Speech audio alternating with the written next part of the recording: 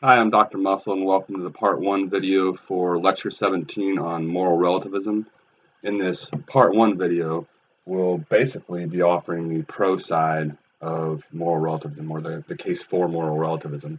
And we'll do that by introducing Ruth Benedict, and we'll talk a little bit about who she is. And then obviously we'll talk about the idea of moral relativism. We'll try to discuss, as we like to do when we first introduce some of these moral ideas or moral theories, discuss what it is in general, position it with respect to some other competing perspectives, and then we'll talk about sort of her case for this idea of moral relativism. Why is it that she thinks morality is relative? Right? So we'll discuss what she has to say regarding this idea of value bias, how we tend to sort of uplift the values that are popular in our own culture and then minimize or demean in some sense the values that are unpopular in our own culture. And then we'll talk about, relatedly, her idea of the kind of the arbitrary nature of the evolution of values and how we have a tendency to kind of lose sight of that as the values in our own particular culture become more and more prominent, more and more dominant. We tend to think, right, that that's the proper way to look at things because everyone's looking at it that way. And she wants to point out, well, as we'll see, that's just kind of an accident. It could have been any other set of values that became popular and so on. So we'll talk about, again, this idea of value bias and relatedly this sort of idea that when values evolve and what becomes prominent in terms of what's valued and so on, that's in some sense kind of a matter of historical accident. And we'll discuss some of her examples of relative values, things she points out, hey, this is accepted in one culture, highly valued in one culture, and then it's disregarded and demeaned in another culture. And so she's going to suggest, well, doesn't that suggest then that morality is hence relative? And then we'll conclude this part 1 video by discussing her conception of the idea of a deviant. I should have put this up here. So what are deviants, or who are deviants? So we'll talk a little bit about that. And then in the part 2 video, we'll offer the case against moral relativism that's offered more or less. We'll discuss what James Rachels has to say about moral relativism, and through that discussion, offer a case against moral relativism. So we'll talk about who James Rachel is. We'll talk about what he suggests is wrong with the typical line of argument offered by the moral relativist, offered by people like Ruth Benedict. He describes this typical line of argumentation as the cultural differences argument, and we'll discuss that. And then we'll discuss, why it is he thinks that's fallacious, why it's invalid or unsound. Okay? And then we'll talk about, why it is he thinks that accepting moral relativism is so problematic. So he spells out some negative consequences. If we're consistent and we truly believe in moral relativism, well, then here are some of the consequences we better be ready to accept.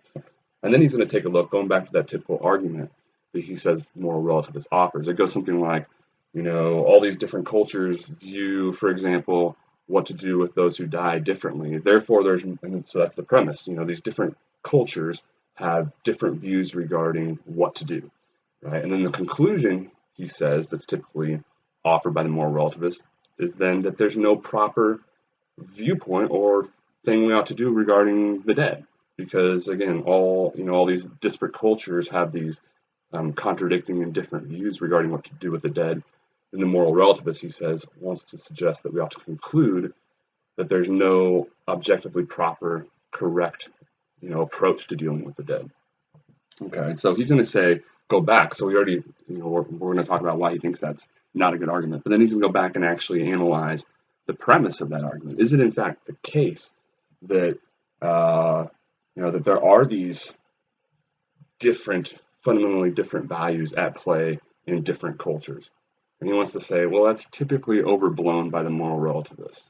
That if you reflect a little further, there are cases they typically offer suggesting that different cultures have different values. He wants to say, upon further reflection, you'll realize that actually what's at play is the same underlying value typically. And then he's going to want to argue as well that, hey, there have to be certain values in place in all existing cultures for them to exist in the first place. For example, they have to value the prohibition of murder. Otherwise, people are going to get murdered and the society won't exist. So he wants to, again, go back to that argument analyze why it is, or whether it's the case, right, that different cultures do in fact have different values. Is that really the case? And he's going to, obviously argue, he's giving the cons, right, the case against moral relativism. He's going to argue, actually upon further reflection, no, they don't have these that different of values, fundamental values. Different cultures actually have, in some sense, they have to have certain values that are in common, like prohibition against murder, and what seem like in some situations, conflicting values. Again, upon further reflection, he'll say there are other things that explain it, and really, you'll notice that they actually value the same thing. Okay, so that's, again, I probably went on way too long about the part 2 video, but that's what Rachel's will then say about the case against, moral relativism. So we'll, again, look forward to hearing more about that in the part 2 video. But let's go ahead and dive into this first part video, where, again, we're going to offer the case for moral relativism, discuss a little bit about what Ruth Benedict has to say about the matter, and really, I don't actually know that much about Miss Benedict, compared to, say, a lot of these other thinkers that we've discussed, Rand and Aristotle and so on. I know that what was it, the 1930s, I believe, this article from which our excerpt is taken, I think it was in the 1930s that it was written. Yeah, 1934. So this excerpt that we read was taken from the article Anthropology and the Abnormal in Defense of Relativism. And that was from the Journal of General Psychology, Volume 10, Number 1, page 59 through 62, 64 through 65, 71 through 74, and 76 through 77. So the gist of all that, right, the whole point was 1934. I believe she was born roughly the turn of the century, and so she's another contemporary, in terms of the history of philosophy, contemporary thinker. And really, I mentioned how I don't know too much about her. Really, what I know about her is because of moral relativism. Pretty much every class I've been in where we discuss moral relativism, it was Ruth Benedict that we read.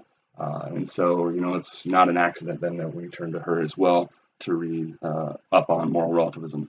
But that's really I think that's what she's most known for. And again, I think it is important to point out that she wrote the article in 1934 because some of what she says, some of her examples, for instance, the homosexuality one, things have changed a little bit since 1934. But I think she would still say, in the context of that example, that, how homosexuals are received, even in present day America, 2020, it can be contrasted significantly with, how they were received in these ancient tribes and so on that she discusses in the text. But I do think it's important to kind of note here at the outset when she's writing this, okay, and put it in sort of a historical context, if you will, because again, these examples she's offering are perspective, and of course we only have one culture here, perspective from various cultures across the world, they've changed since the 1930s. Anyway, so that's Ruth Benedict. She's an anthropologist, so I guess I should have mentioned that, right? So, spent her, work days studying, the history of various human cultures, and obviously knows what she's talking about. She, the previous textbook I worked with had a larger excerpt, and so she goes into detail on other examples, and it's fascinating to hear her give an account of these. And I'll mention some of the ones that weren't actually brought up in our excerpt, that are elaborated on in the article elsewhere. But clearly, is very familiar with, different kinds of cultures and so on, and very informed on the matter, and gives really great, I think, examples to try to, whether you ultimately agree with her or not, that morality is relative. I think her examples are fascinating and interesting. Okay, so without further ado, let's go ahead then and dive into this idea of moral relativism. Ruth Benedict, again, is famous for advancing this idea that morality is relative, this idea of moral relativism. Well, what does that mean exactly? What does it mean to suggest morality is relative? Well, it means, in some sense, that what's true for me might not be what's true for you. Okay? So it suggests that moral standards are relative to societies and cultures. And so I think to give it to try to carve it out in more general terms again, it would behoove us to try to place it in kind of on a kind of spectrum, if you will. And the editors, they actually talk about these four different perspectives I think it's pages 3 through 5. They outline these, and I wanted to go through these really quick because I think it will help us again kind of get a general grasp for what this idea of moral relativism is. And I tried to think of, what are we characterizing here? There's not a real good way to put it. The author or the editors of our textbook, they put it in terms of, how skeptical one is with respect to morality. Can morality be known, and in what sense? And I think, so I try to capture that over here. And so in general, we're talking about, the sense in which morality can be known, or how is it that morality is knowable. Okay, so that's what all 4 of these are saying something about. Okay, so on the one hand, we'll have what I call, or generally refer to as moral skepticism, what the editors refer to as moral nihilism, in that what was it, pages 3 through 5. And what we mean here is the general idea is there's no such thing as morality, so says the moral nihilist or the moral skeptic, someone like Friedrich Nietzsche. There is no such thing as morality. Moral judgments are unintelligible in some sense, or not defensible at the very least. So there's no such thing as morality. Moral claims are in some sense meaningless. This is as skeptical as it gets, obviously, moral skepticism. That makes sense. Okay? So that's this end of the spectrum. And I guess maybe we should first contrast that then with the other extreme, if you will, and that's the idea of moral objectivism. Look, there are moral truths, and not only that, they exist regardless of what individuals think about morality. There are these moral truths, and their truth does not hinge on the perspectives of individuals and or cultures or groups of individuals or societies. Okay? There are moral truths, and again, their truth does not depend on what groups of people or individuals think of morality. Okay?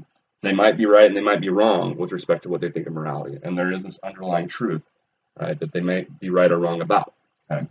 And so then in between, we have sort of steps or degrees, you might say. So moral relativism then is the idea that there is such a thing as morality. There are moral truths, but they depend on one's environment or one's culture, one's surroundings, right? So they hinge on what groups of people, right, think or have to say regarding morality. Okay, so yes, there are moral truths, but they're dependent on groups of people and their perspective of morality. Okay, and then we have, a lot of these thinkers might say, one more step towards moral skepticism. By the way, James Rachels, we'll talk about this in the part 2 video. He says one of the reasons why he's so concerned with moral relativism is he thinks it's one final step in some sense to moral skepticism, and this is what he's really worried about. So he actually talks about how then, right, moral relativism, which seems so easy to jump on board with, right? So a lot of people subscribe to this idea. It seems very enticing, at least without reflecting further, Rachel would say. And he says, well, if you go there, well, then it's not much further, he would say, to go here, and then, what's really of concern to get here, and to ultimately say there's no such thing as morality. So again, each of these, the editors would suggest, and Rachel's would suggest, is sort of then a closer and closer step to moral skepticism. So there's this idea, okay, yes, there's moral truths, but they're dependent on, again, one's culture or what a group of people think about it, right? And then you could take another step and say, okay, yes, there's moral truths, but it comes down to the individual, never mind groups of people, right? So, and this is more known as moral subjectivism. Okay, there are moral truths, but it boils down to what each individual thinks.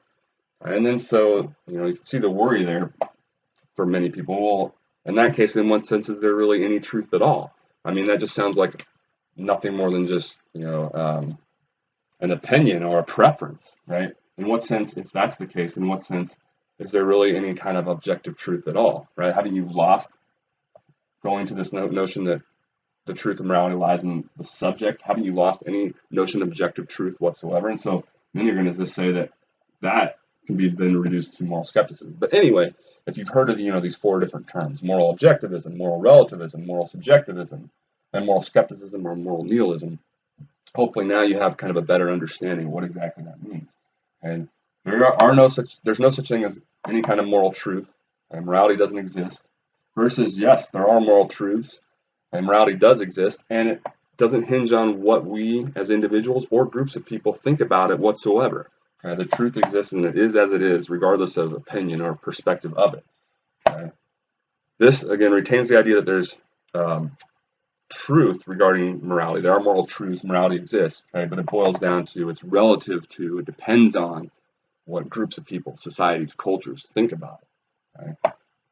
Yes, there's still morality still exists, there are moral truths, but it depends on, right? It boils down to what individuals, each individual thinks about morality. Right? So again, hopefully that's making a little bit more sense.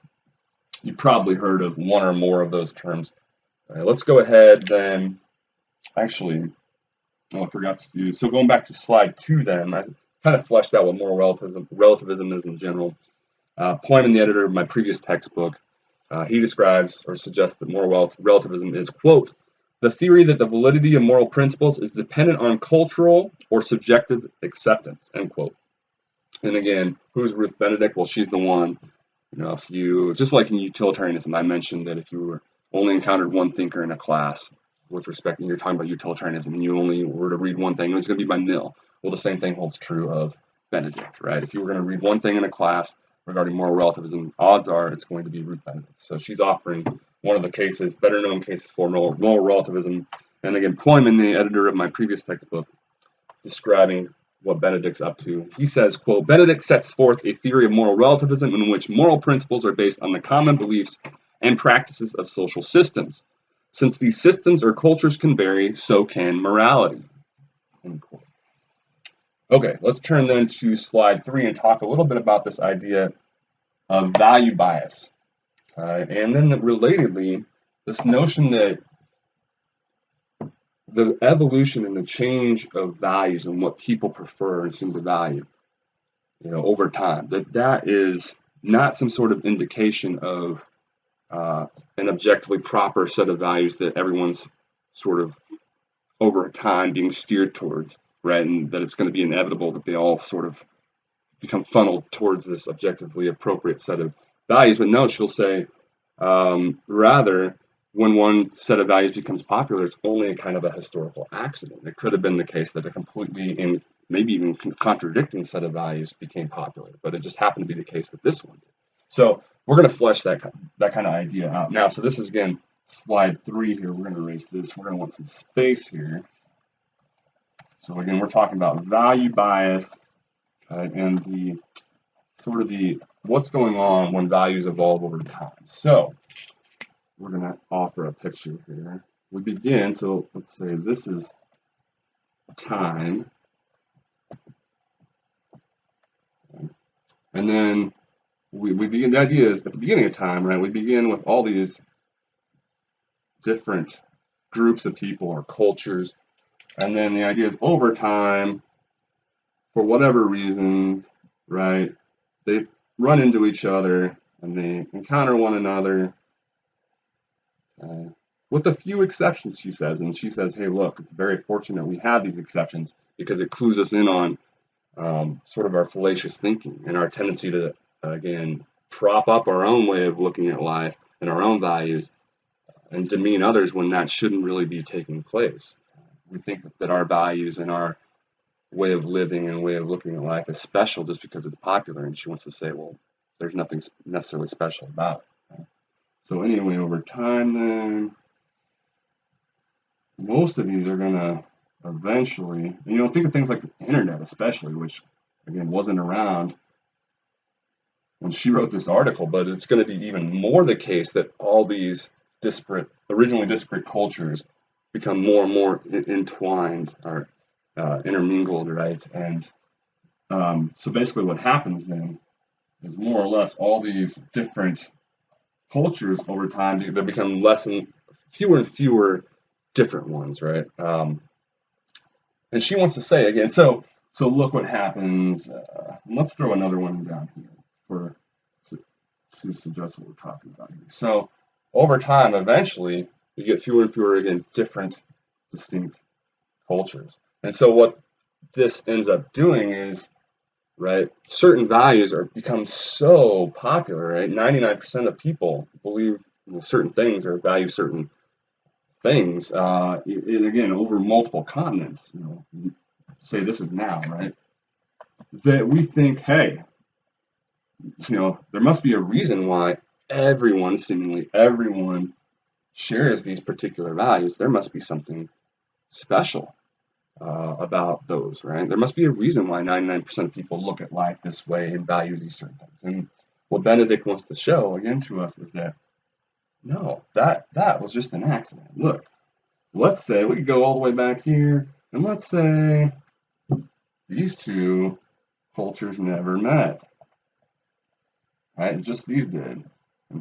And let's say this one, which was on its own in our original scenario, actually ends up meeting up with these, right? And the idea is all these intermingle. And this one, in some sense, is the minority, right? That way of looking at things. It could have been completely the opposite, or a completely different approach to life and set of values could have been the predominant ones. Okay, so, and I find that that's an interesting point. I find that compelling. It's interesting, this idea that just because something becomes more and more popular, right, or a way of looking at things becomes more and more popular, doesn't mean that that's any indication that it's the proper way to look at things, or that we ought to be valuing whatever it is. So she warns us that, quote, the standardization of custom and belief over a couple of continents has given a false sense of the inevitability of the particular forms that have gained currency, and we need to turn to a wider survey in order to check the conclusions we hastily base upon this near universality of familiar customs. Again, I tried to explain that, right? That we think that, again, there's something special just because it's nearly universal, right? Well, just because something's popular doesn't mean there is anything special about it. It could still be completely incorrect, right? There could be a proper way of looking at morality, and all these people just are completely wrong, right? Even though it's 99% of them, right? The values they uphold and show a preference for, they could be terrible ones. Right? So there's nothing special just because something's popular. So if we do this, she says, we'll notice that, quote, modern civilization, whatever happens to be popular in the case, right, where most of us are, it's not up here anymore, but most of us are down here.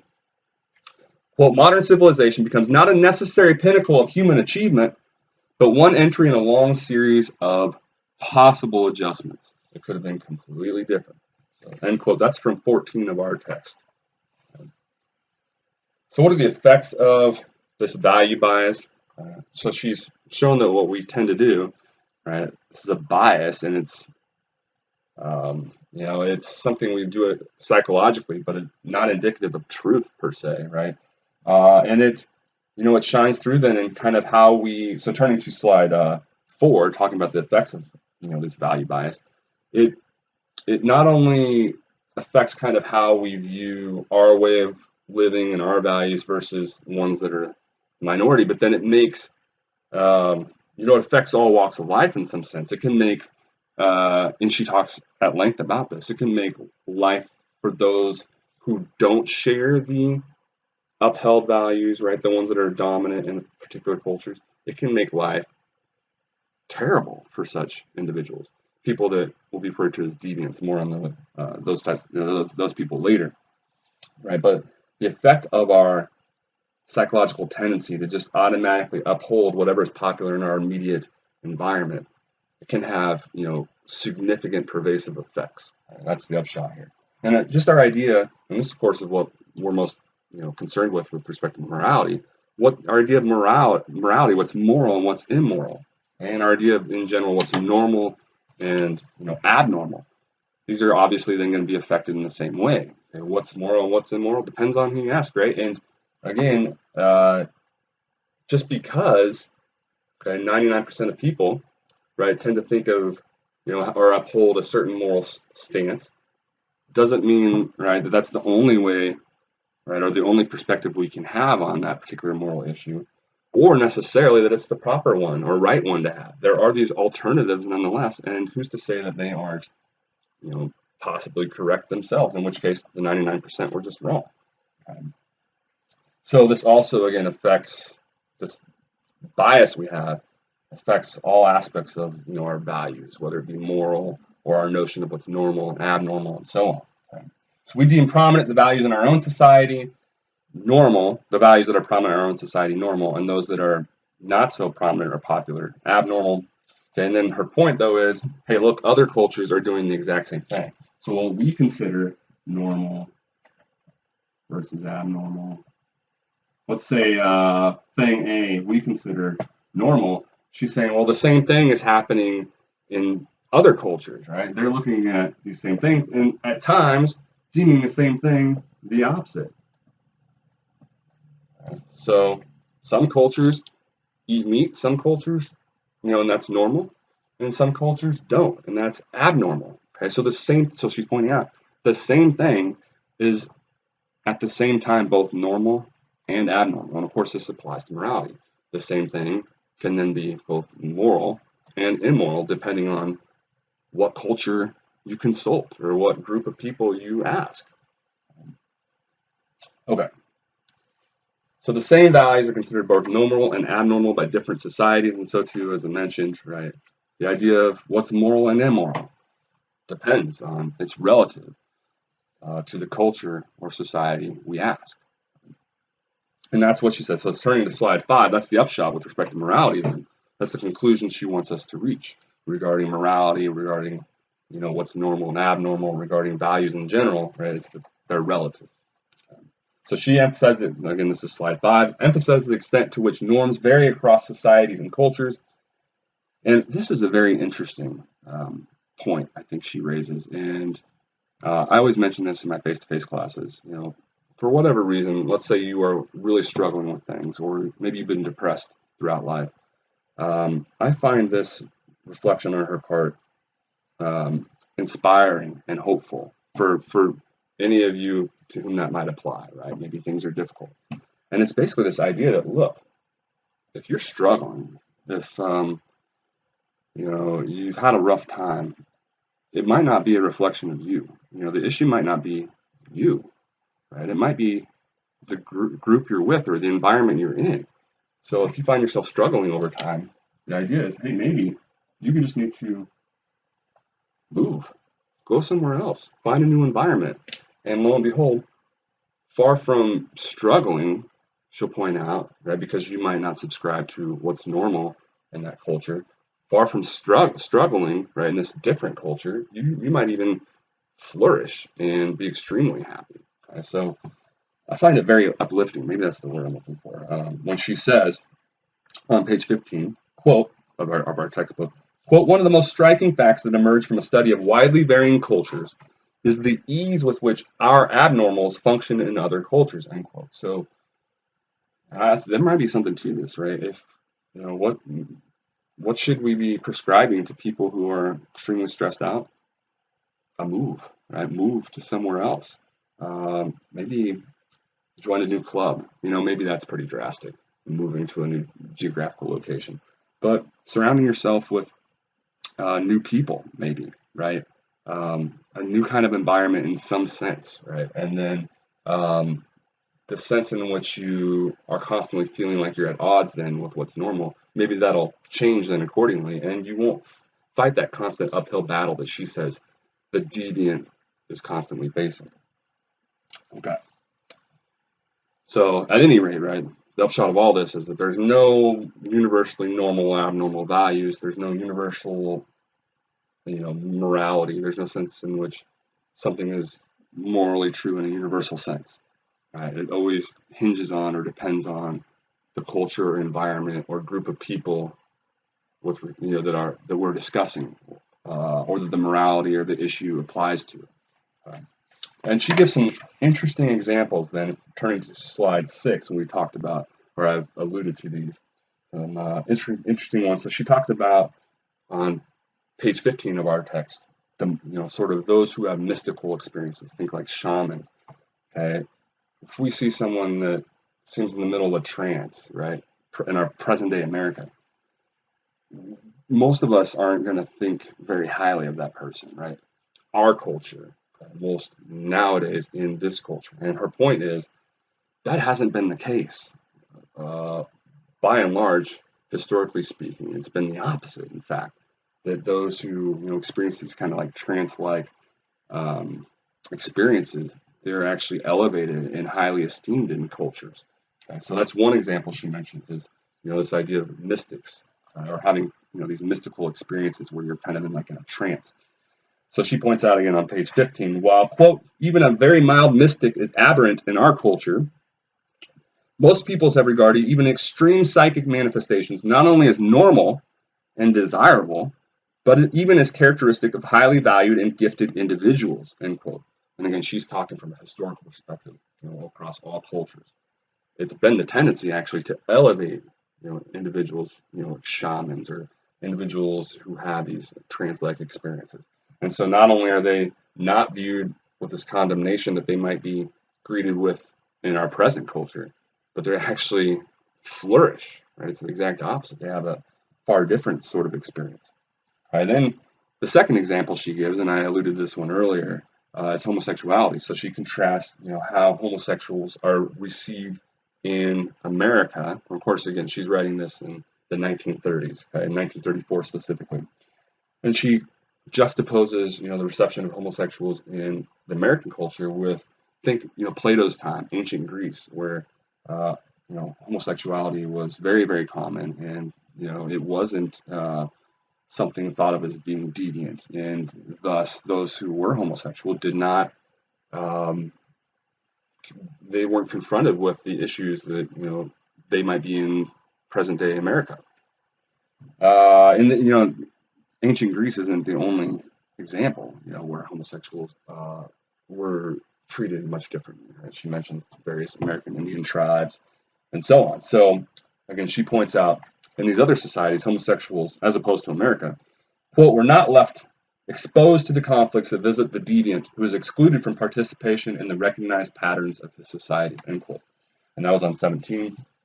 And then the best example, they, in the text of our textbook, when they have the 3 dots, ... that means they're skipping some in the article. And towards the end, you get her referencing the Northwest Coast tribes, but we don't actually get the her going through the example because it skipped it in our excerpt.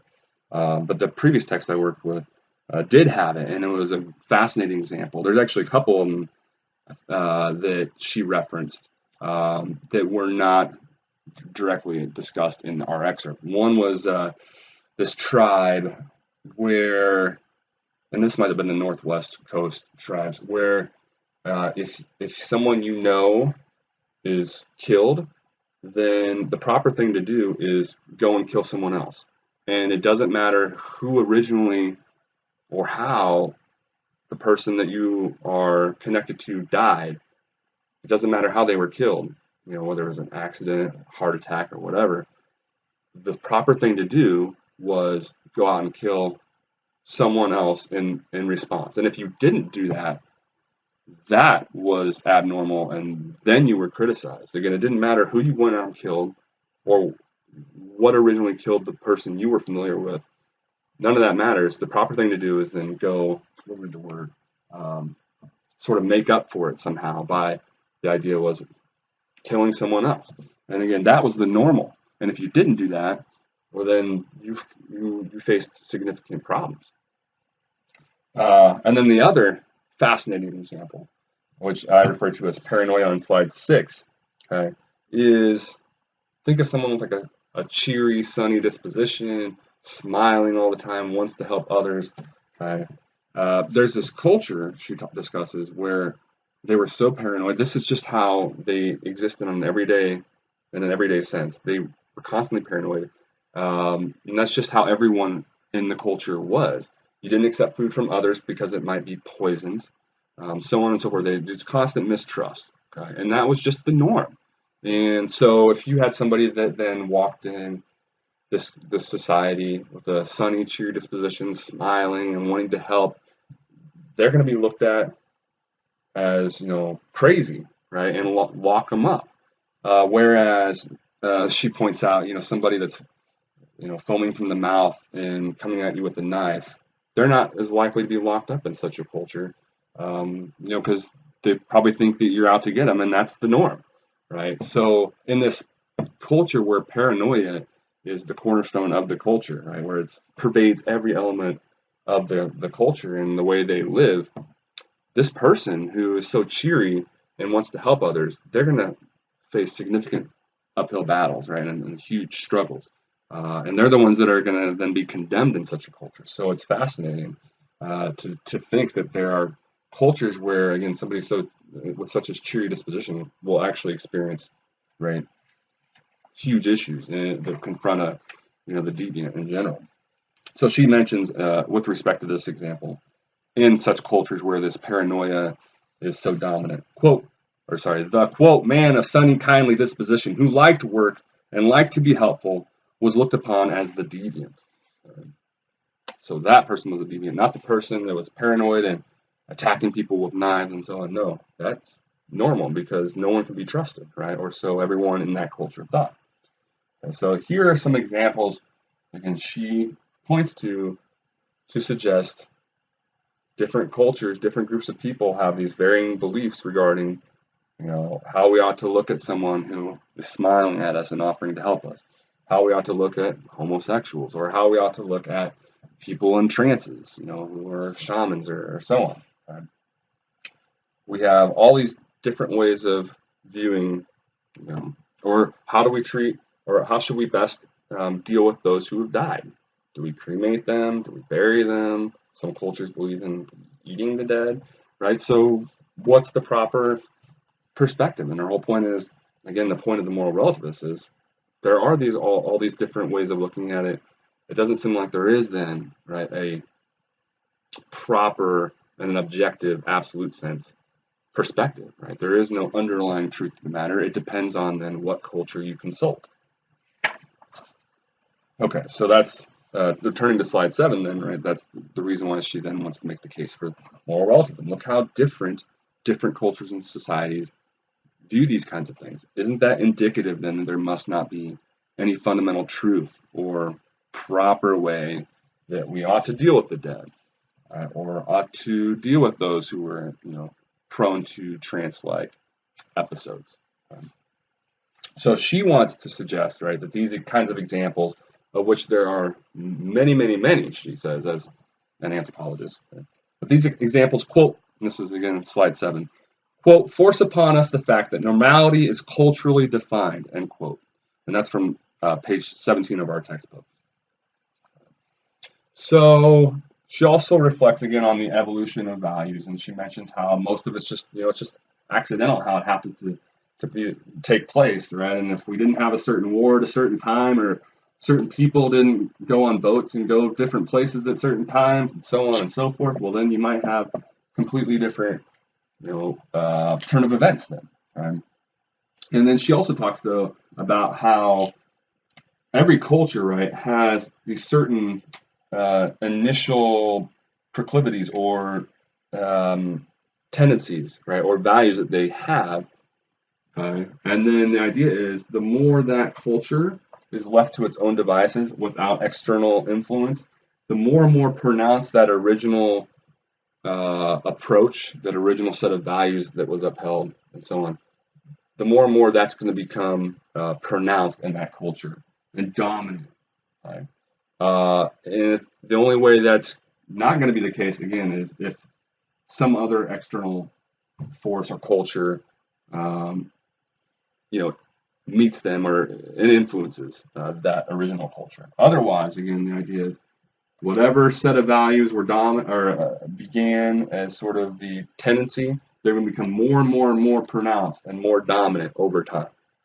So that's what she's getting at on page 18 of our text when she says, quote, every society beginning with some slight inclination in one direction or another carries its preference farther and farther, integrating itself more and more completely upon its chosen basis and discarding those types of behavior that are uncongenial. And bottom of slide 7, she makes a distinct, I would say, I guess not controversial, but a debatable claim. So again, I've discussed this at the bottom of slide 7. She makes the claim that moral relativism is becoming more popular over time, that more and more of us, okay, so it's one thing to say morality is relative and to be a moral relativist. It's another thing to say, it's a different claim than to say moral relativism is becoming more popular. And so she makes that claim as well. So she seems to be a moral relativist. Morality is relative. Okay? And then she also makes the claim that moral relativism is becoming more popular. More and more people are subscribing to it. More and more people are, as she suggests, realizing that morality hinges on, what groups of people think. Okay, and is she right about that? I'll ask you about that, I think, in the intermission, one of the intermission questions. Okay? So there's one issue and one thing to wrestle with the idea of moral relativism itself. Is it correct? And it's another thing to then wrestle with the issue, is moral relativism popular as a moral theory?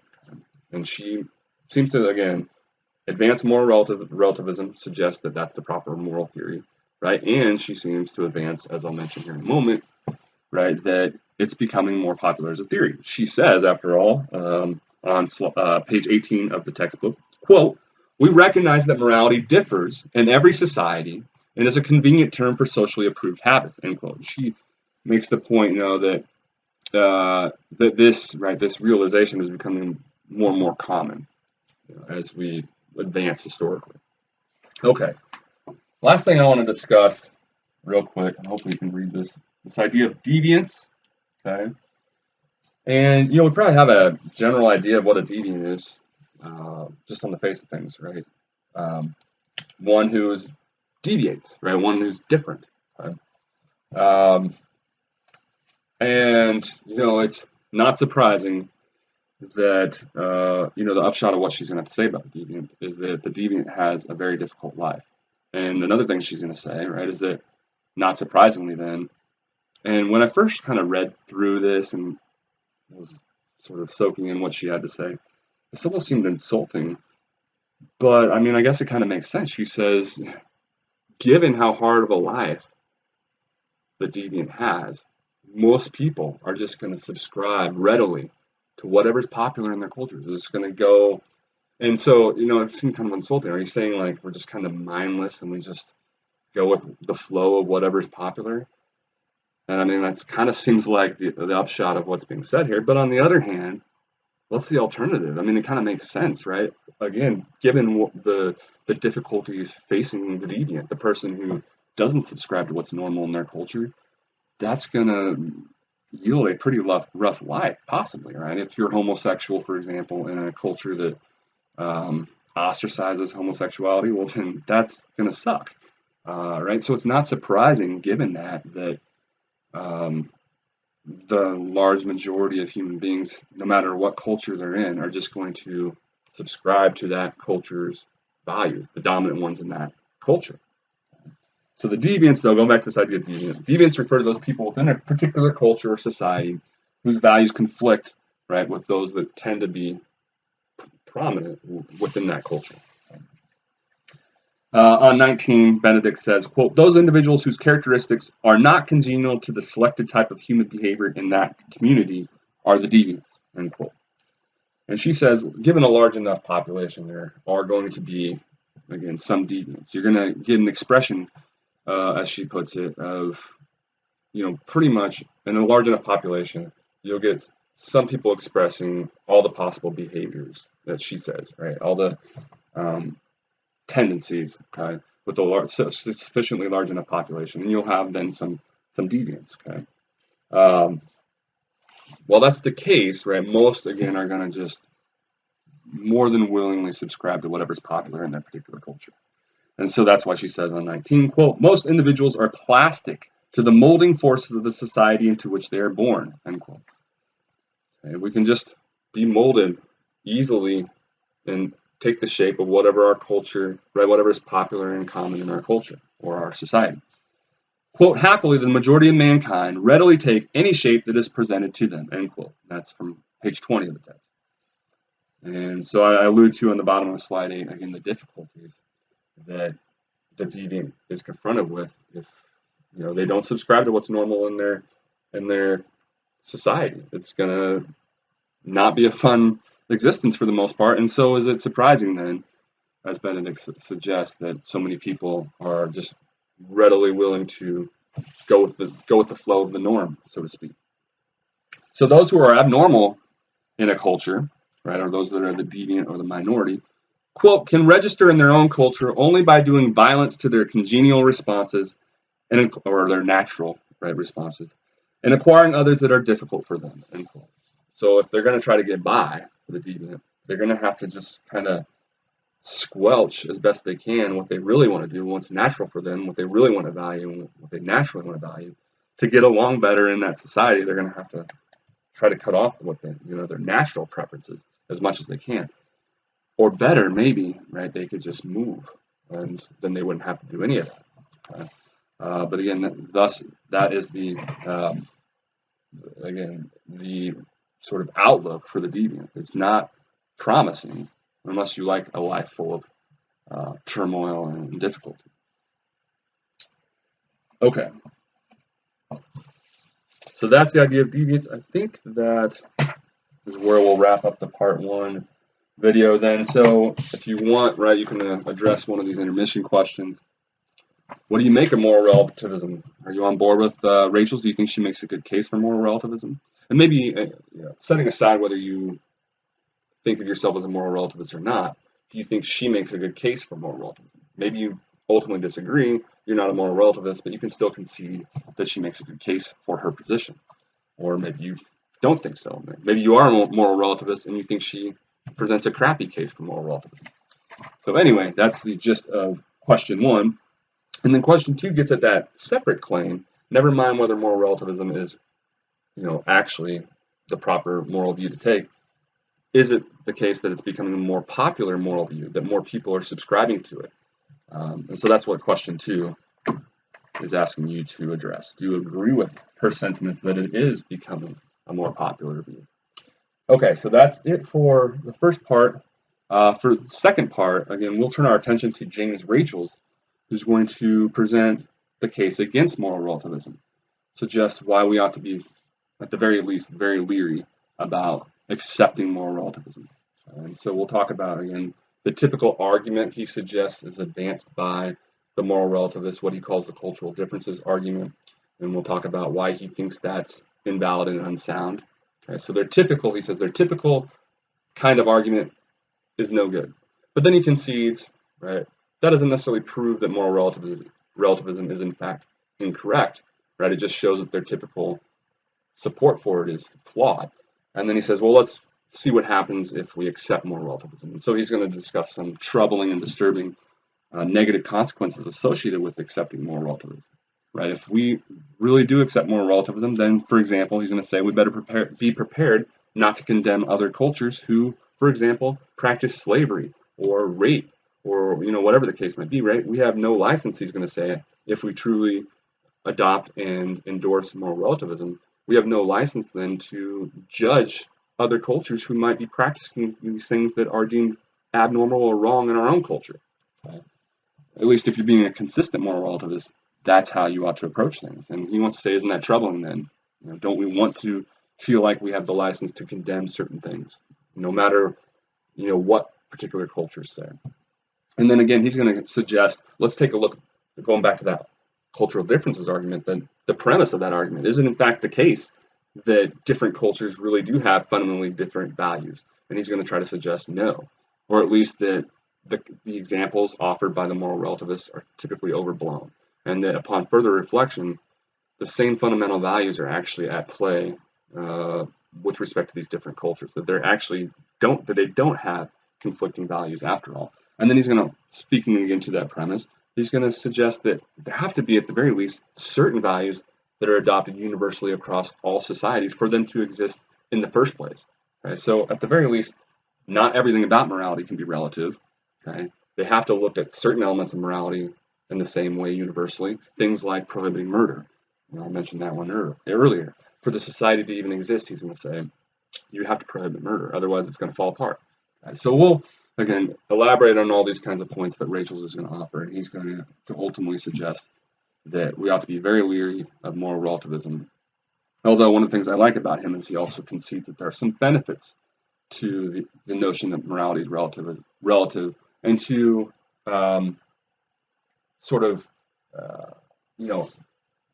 consulting different cultures who might have different ways of looking at things.